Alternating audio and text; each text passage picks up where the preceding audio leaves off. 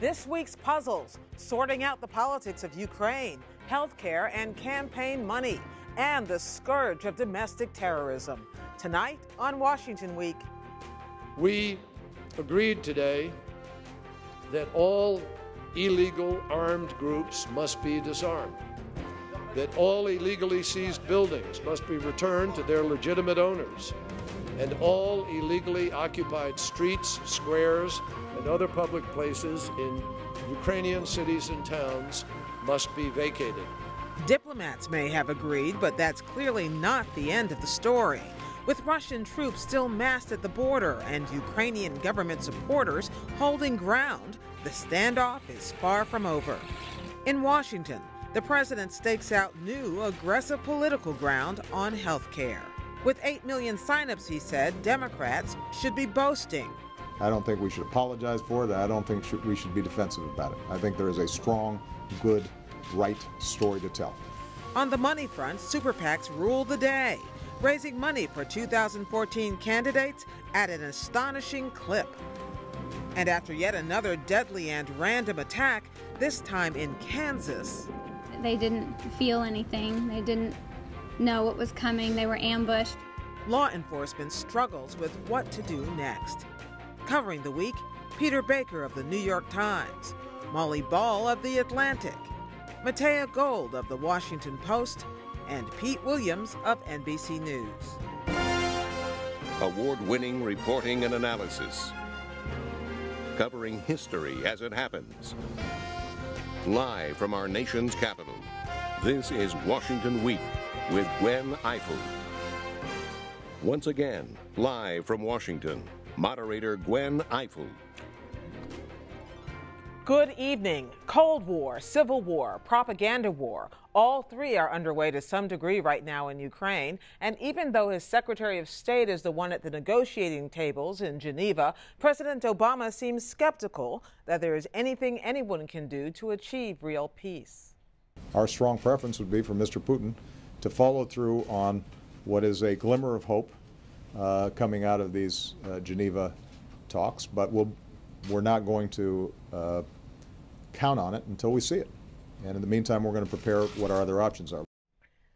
But Mr. Putin does not seem to care much for President Obama's strong preferences, which wedges the U.S. between yet another rock and another hard place. Are we out of diplomatic solutions, Peter? Yeah, this reminds you of the Rocky and Bullwinkle cartoon where he says, hey, Rocky, watch me pull this rabbit out of my hat. There's no rabbits in this hat. And within 24 hours of this diplomatic breakthrough being sealed in Geneva, you're already seeing it fall apart, basically. There's no signs yet that the pro-Russian militants are withdrawing. They say, look, we don't actually answer to Moscow.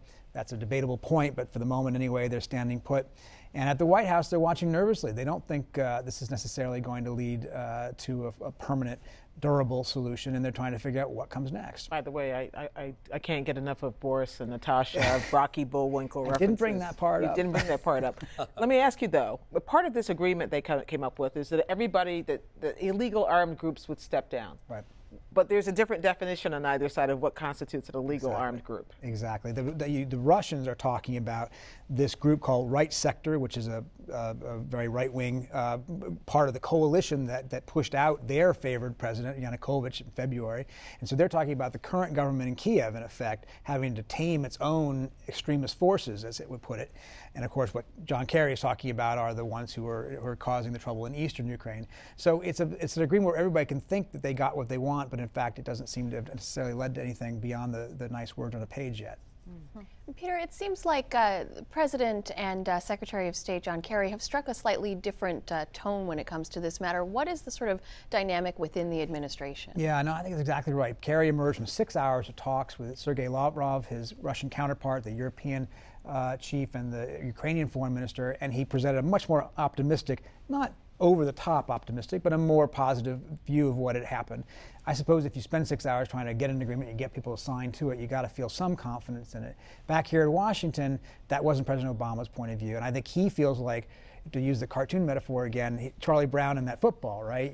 This has happened before. The Russians have said, we don't believe we're going to annex Crimea. Suddenly they annex Crimea. We're not threatening to destabilize eastern Ukraine. They're destabilizing eastern Ukraine, so he's got a healthy dose of cynicism about it. And that does indicate how the administration is pulled apart right now between those who are favoring a more diplomatic solution and those who are favoring a little bit more action. So, Peter, what does happen next if Russia does not live up to its side of the bargain? What unfolds from here? Right. Well, administration officials today are saying it's going to be a matter of days, not weeks, in terms of whether they make a decision on how this agreement is holding up. And if they don't see progress, they say they're going to move forward with sanctions. Now, what they're talking about are more travel bans and asset freezes of individual Russian figures and maybe a couple of Russian institutions like the bank they already sanctioned. They're not talking about the broader, more crippling kind of sanctions they've used against Iran, against whole sectors of the Russian economy. They want to hold that in reserve in case they need to, because Russia has actually invaded Ukraine. They need to have something left over. But there's a question about whether those actually will mean anything, because so far President Putin hasn't seemed to be very impressed by them. There was a letter that surfaced this week that was sort of horrifying, that supposedly was sent to Jews in Ukraine saying they should report themselves and list their possessions. Has it been determined now that that was a real thing, or was it a hoax? And if so, whose side did it come out of? Well, both sides are saying it came from the other, of course, the People's Republic of Donetsk. This is the self-proclaimed, unrecognized, rump group of people who've taken control of that eastern city's government building. It says it had nothing to do with it. The pro-Russian side says it's actually the fascists, they call them, in Kiev, the pro-European new government there. And either way, what it tells you is this is a very volatile situation, a very dangerous situation. Susan Rice today came out, the president's national security advisor, said it was utterly sickening, these flyers, and the president was disgusted by them. And I think it hints at potential uglier moments to come, and that's the fear in that particular part of the world where there's so much experience with that kind of thing. Vladimir Putin was talking this week about New Russia, which is to be taken to be those independent, those parts of Ukraine which are on the Russian border, on the eastern part, which he still thinks should never have been independent, obviously. So what is the what vested interest does he have ever in de-escalation? And why do we ever believe he had an investment in this deal that was struck in Geneva? Yeah, it's a good question. I mean, somebody compared it to 2001 when George W. Bush had basically toppled the Taliban and had to decide whether to go further in terms of Iraq. And in effect, the argument is that Putin has the same kind of choice. Do you pocket your win in Crimea and then you didn't go home, in effect, or do you keep pushing and see how far it goes? And he does feel like he's winning right now. His popularity is at 80%. They're feeling an economic pinch, but that doesn't seem to be bothering them as a matter of politics. And he feels like he's got the West at a disadvantage. Well, so this goes on. Thank you, Peter. Now to domestic politics. The president came into the White House briefing room yesterday knowing he would get questions about Ukraine, but he had a little crowing to do first. 8 million people have now signed up on Affordable Care Act health exchanges. 35% of those are under 35. And the industry, in the insurance industry, is beginning to agree with him that, in his word, this thing is working. This is where the politics comes in. I find it strange that the Republican position on this law is still stuck in the same place that it has always been. They said nobody would sign up. They were wrong about that. They said it would be unaffordable for the country. They were wrong about that. They were wrong to keep trying to repeal a law that is working when they have no alternative answer for millions of Americans. The president went on to go after states, which also haven't expanded Medicaid to allow more people to sign up to get coverage. Molly, why did the president decide now to go on the political offensive like this? Well, I think there's a feeling now in the White House that the facts are on their side. There was a lot of jitters. Obviously we all know what a terrible debacle the website rollout was. And it was really touch and go for a while there. It wasn't clear that they were going to get the signups. It was thought that maybe a lot of people would be prevented or deterred from signing up by the rollout. But when it became clear that, the CBO projection originally was 7 million, they lowered it to 6 million when the rollout was such a disaster, and now we've got 8 million. And so there's a feeling that they have ammunition to make the case to the American people that, in the president's word, this thing is working. I think also a lot of Democrats behind the scenes have been begging them to do this because they really feel like they can't make an affirmative case if the administration itself has almost seemed to be running away from it. I haven't seen a lot of Democrats clamoring to make the affirmative case. They seem to be hiding under the bed. Yes, that's true too. And so there are cross-pressers on the White House. The Democrats don't want to do it themselves. They want the president to do it. They want the president to go out and sell it. And then, you know, some of them are running away from the president. But there is a feeling, too, that they have an ability to persuade people now, because there is apparently such enthusiasm among people to sign up. And so far, we're not hearing the horror stories that they really feared that they would be having. And you know, there's still a lot we don't know. And you'll hear a lot of these questions from the Republicans. Are these people paying their premiums? Are rates going to go up? What about all the parts of the law that have been deferred or delayed, many of them until conveniently after the election? When those kick in, will there be further problems? When will we know whether this was really a good idea or not?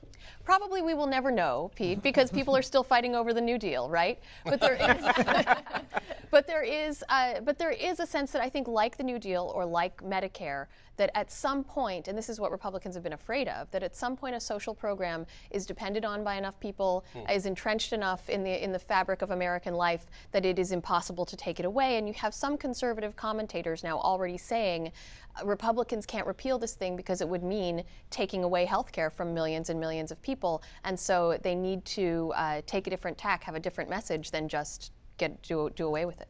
Has that changed public attitudes yet? I mean, because it's been pretty relentlessly negative for so long.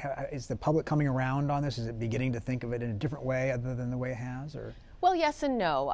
Public opinion is still relentlessly negative. A majority of the public has an unfavorable opinion of Obamacare. However, it's gotten a little bit better since November. It sort of couldn't get any worse just based on the facts. And I think that suggests also that people had an open enough mind about this thing that when it looked really bad, they turned against it. And the administration's hoping that now that things look a little bit better, those same people may be persuadable, be able to come around. So the president's pitch on earlier this week was not only to Democrats, and it wasn't just spoken the eye of Republicans, but it was also trying to speak to these people who are persuadable that maybe this wasn't such a terrible thing. That's absolutely right. And you know, the president's popularity is not what it once was, and there may be a lot of people who aren't listening to him anymore. But the administration's hope is that he still has a unique ability to speak to the American people, to make this affirmative case, and really to go on offense. You know, there's a feeling that Republicans had a window to make their case. There was a time when they really could have come in very strongly and proposed an alternative and made themselves the champions of some other kind of reform. They didn't do that. And so now the administration can say, see, they don't have anything. They don't have an alternative. Now, but Molly, do we see any sign yet that any vulnerable Democrat is championing this and putting up ads in swing states and saying, look what the president's accomplished with me by his side? Well, another thing that Democrats that may be a lot to ask for.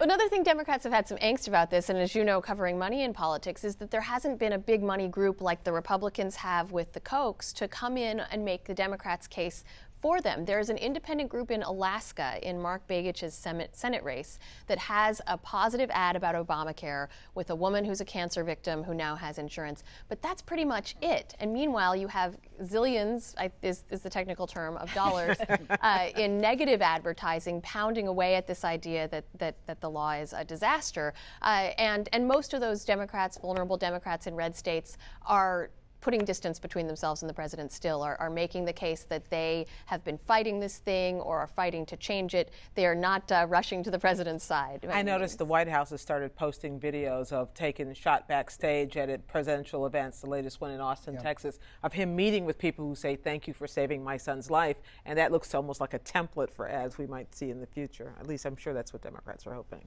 On to politics part two. It's one thing to know cash is driving our elections. It's another thing to put cold, hard numbers to that premise. Political parties, independent political action committees, and outside groups have already raised close to $1 billion, and that's just through the end of March. And that's just among the groups that have to disclose their fundraising. So we assume even with that limited understanding, there are early winners and there are early losers in this. Sure. So there's some very big winners. Super PACs, to be clear from the outset, are really raking in the cash. And we saw donors on both sides of the aisle write very big checks, 7-figure checks to super PACs, both on the right and the left. So on the left, what we're really seeing now is this relentless drive of Harry Reid and other Democrats to talk about the Kochs and their financial advantage seems to have spurred some giving. So Senate... Or the conservative billionaire financiers who have been underwriting a lot of Republican. Exactly. So Democratic donors gave a lot to Senate Majority PAC, which is the Senate super PAC on the Democratic side. And that really, I think, validates probably Harry Reid's belief that it's worth it for him to spend all this time on the Senate floor and invoke the names of Charles and David Koch over and over again. And on the right, we saw American Crossroads, which had not been doing very good fundraising last year in the wake of their huge, enormous cash flow in the 2012 elections. They really got back in the game in March and raised $5 million, and a sign that conservative donors are really engaging now for the first time in this cycle. So I think clearly outside groups are going to have an incredible imprint again on these midterms. We're already seeing that outside spending has reached almost $55 million, and that's compared to this point in 2010, that was only $15 million. So we really see how we're on track to see the imprint of those organizations. And the losers probably, frankly, are the voters in a lot of these states who are already just getting bombarded, and it's not even May. What about the Tea Party challengers? They were such a force in a lot of these primaries early on in the life of the Tea Party, 2012 especially. What are we seeing this time around? Are they getting support? Are they becoming? Are they penetrating these sort of financial areas or not? It's been really hard for them to be competitive, and I think what you've seen is a lot of discipline on the part of the establishment and the business Republicans to kind of rally the donors to their side and say we have to beat back these folks and don't just give money. You saw some donors last time give money everywhere because they were trying to sort of seed the field, and there's been a lot less of that this time around. Are the political parties now just the poor relations in all of this? Well, not at all. Now that we have McCutcheon, the political parties are going to be able to raise more money than before. That's going to allow them to raise money from donors who had been maxed out. The Supreme Court ruling that you're talking about. Yes, exactly. That happened a couple of weeks ago. And so we have yet to see them really been able to collect on that promise, but I think that they're already putting mechanics in place to be able to do so. But it's really hard for them to compete in, $30,000 increments, which is what you can give a political party when someone can write a $4 million check to a super PAC. You had an interesting story this week about the fundraising clout of female Democratic candidates specifically. Is that something that's made them particularly formidable?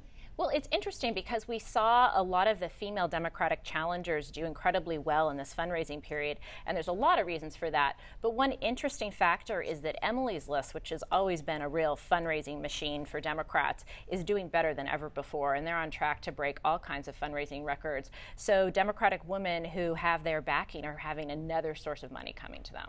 We know what we know, which is these reports that were released this week, but we don't know what we don't know. Is there any way to measure the influence of all of this undisclosed money that we know is floating out there and influencing the process? Yeah, I always try to describe it to people like an iceberg, that you can see a certain amount of the mountain that's peaking above the water, but there's a lot underneath the water we don't know about, and we see glimpses of it. So, for example, Americans for Prosperity, which is a conservative advocacy group, which is backed by the Kochs and other donors, they've already spent $34 million against vulnerable Democrats in these midterms. None of that money shows up in FEC reports. So there's a big chunk of money right there. And there's a new nonprofit organization affiliated with the Koch network, Freedom Partners, that in the last election really acted as kind of a funding source, which is now directly engaging in ads as well. And they've already dropped more than $1 million on ads. So we'll see little glimpses of this. So when you say ads, are any of them like, this is a great guy or gal, vote for them? Or are they all really negative early ads? Some are increasingly some positive spots, but I think when you talk to ad makers, you'll hear most of them say, you get a lot more bang for your buck if you tear the other guy down. So I think we're going to see a preponderance of negative ads. It's going to be a fun couple years. Thanks. As we mark the first anniversary of the Boston Marathon bombing this week, we also had to take in a fresh example of random, deadly violence, this time at 2 Jewish community sites in Overland Park, Kansas. But good luck trying to find any federal official who will say attacks like these that happen at Fort Hood or Oklahoma City or anywhere on our own soil are terrorism. I know, I tried. This was White House counterterrorism advisor Lisa Monaco on the NewsHour last night. What we've seen is extremism comes in any number of forms, and it's not confined to any one community. It's not confined to any one individual of a particular faith. We need to respond to it and reject it regardless of faith, regardless of where it's present. When we hear the White House official talk about violent extremism, but not talk about terrorism. Is this a distinction without a difference? Is it just labeling? Well, it's partly just labeling, but it can make a difference. For example, if something is classified as terrorism, victims can qualify for certain benefits. But it's true the federal government does tend to stick to a pretty strict definition, which is terrorism as an act of violence to intend to coerce the government to further a political or social cause. Now, for example, it may surprise some people that the Boston Marathon bombing is not considered terrorism because there are no terrorism charges filed in that case, even though President Obama 5 days later did call it an act of terror. As for the shootings last weekend in Kansas City, the suspect, Frazier Glenn Cross, he faces some state charges and some federal charges too, but they're described as hate crime charges. So this all may seem rather random. In a legal sense, describing it as terrorism doesn't really make any difference. It's how you charge it. But the fact is that it strikes, I think, a lot of people as odd. For example, the Fort Hood shooting in 2009. So I was going to ask you about, when Nidal Hassan was, people were happy to call that terrorism, yes? Well, no, it's never been formally declared an act of terrorism by the United States government. There was a suggestion from the Defense Department that it was workplace violence. So that seems, I think the one thing we can take away from this week is it's a reminder that there is an underground of violent extremism in this country that we tend to forget about domestically because we focus so much on international terrorism. With regard to the Kansas City shooting, what is going to determine whether he faces federal in addition to state charges, and what kind of charges would those be? Well, the state's already filed its charges, murder and capital murder, so he could face the death penalty. The federal government is really pursuing civil rights charges that make it a crime and that can be punished by the death penalty, by the way, for interfering with someone's either federally protected right or freedom of religion. And at the end of the day, when both of those charges, I mean, he can't be in two courthouses at once, they're going to have to decide. Oftentimes, there's a clear federal or state interest. You think about the shooting of Gabby Giffords, for example, an obvious federal interest. Here, it's not so clear. So they're just going to have to sit down and decide who goes first. A year later, one of the Tsarnaev brothers, who was implicated in the Boston Marathon, is still alive in prison, in isolation, I gather, right? Waiting for trial. What is his defense? What are they going to say if it comes to trial?